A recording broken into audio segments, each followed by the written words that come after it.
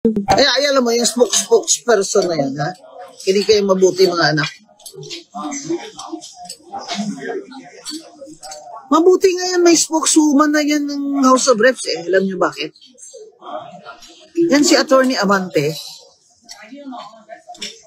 Maganda nga yan, eh. Na may spokeswoman na dyan. Siya na lang magsasalita. Kasi puro naman epal ng mga ito.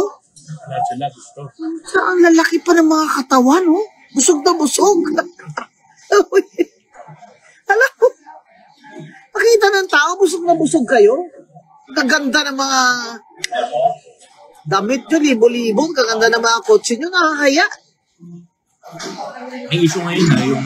Eh, maganda na yun na siya ang spokesperson. Siya na lang isa magsasalita. Huwag na kayo epal kayo lahat dyan.